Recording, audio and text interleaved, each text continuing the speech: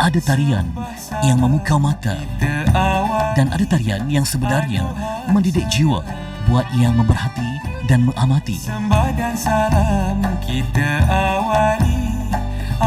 Zapin ialah bahasa tubuh yang mengajarkan manusia tentang budi dan adab sebelum keindahannya dipuji di pentas persembahan.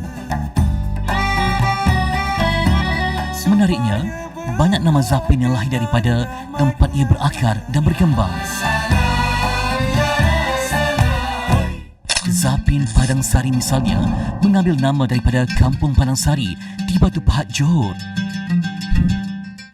Dari sebuah kampung, lahirlah sebuah identiti. Dari sebuah tempat, berkembang pula sebuah warisan. Zaim Padang Sari ni, kalau kita nak tengok keistimewaan Zaim Padang Sari, sebenarnya persembahan ni selain daripada ada sopan, ada santunnya, Zaim Padang Sari ni penuh dengan ketangkasan dan kecergasan pemain-pemain sendiri. Kalau kita lihat di gerak Zapin Padang Sari ni, kita nampak kehalusan tu ada dari segi langkah-langkahnya, dia punya gaya tari dia menggambarkan gerak perilaku yang ada lah. Contohnya kita tengok pada langkah satu, kita membentuk satu barisan sub, kita membentuk sub sebaris kan, berbaris-baris. And then ada langkah-langkah berhati-hati, tertib yang ada dalam budaya-budaya Melayu kita lah. Contohnya langkah tak jadi, kita buka kaki, dia pergi, dia rapatkan kaki. Dalam keadaan yang sama dia mengundur dan angkat kaki tak tinggi. Kaki dia tak tinggi, dia pusing. Dan dia jengket, dapat. Better bench. Maksudnya itu sangat-sangat unik bagi saya untuk langkah Padang Sari. Kalau kita buat agak penuh, bergerak dia tertib, angkat kaki. Itu pergerakan yang sangat tertib lah bagi saya. Walau namanya berbeza, jiwanya tetap satu.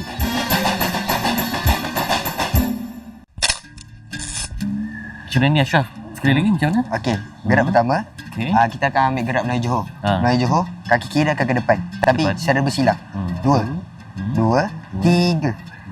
Ni empat. Lima, point. Lima. Lepas tu enam. Tujuh. Lapan. Pastikan yang ni yang gerak. So kaki susah sebenarnya. Sebab ketika awak Syah terlibat dalam Zapin, apa perkara asas yang guru tari pesan? Biarkan otak kita kosong. Kena fokus lah. Sebab kalau otak kita tak kosong, masa kita masih lagi dalam keadaan huru-hara, so kita punya gerak ni susah nak dapat. Itu dia. Trust pada Zapin ni perlukan pada tumpuan ya. Sebab matlamat Zapin ni memanglah kalau kita berlatih sungguh-sungguh, mungkin makan minggu, makan bulan, makan tahun akan dapat juga letak tarinya. Tapi yang paling tinggi nak dicapai lah mendapat adab dan budi. Sebab falsafah pada Zapin ni lah membentuk masyarakat yang beragama, yang berilmu dan juga berbudi. Dan sebab itulah anda perhatikan penari-penari Zapin ni mereka ada senyuman yang manis, adab. Jadi ternyattalah anak muda seperti Ashraf ni walaupun baru berusia 16 tahun tetapi dah pun mendapat kias falsafah di sebalik tarian Zapin. Beri sertai mereka lah.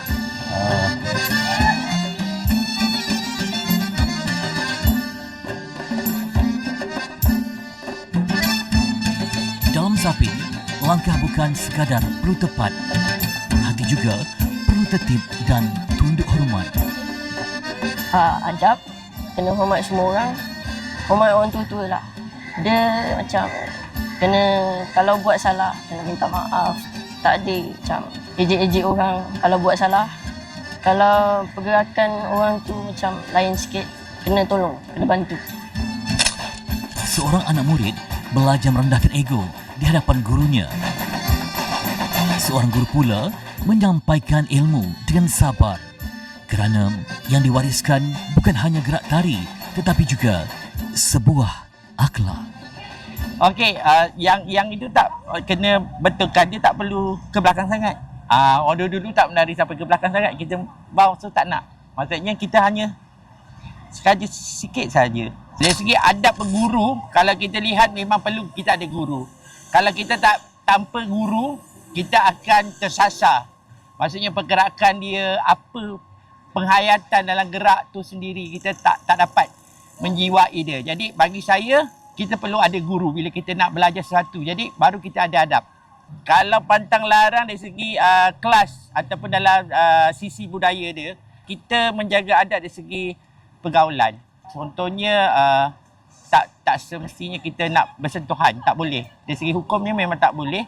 Maksudnya kalau tari zapin ni kita galakkan dia, kalau menari dia dalam bentuk konteks permainan, dia lelaki sahaja. Kalau konteks dia berpasangan, dia menceritakan kisah-kisah percintaan dan sebagainya. Bila menari berkapal, tetap juga kita tak boleh bersentuh. Ada dia punya orang kata budaya Melayu yang kita terapkan, kesopanannya.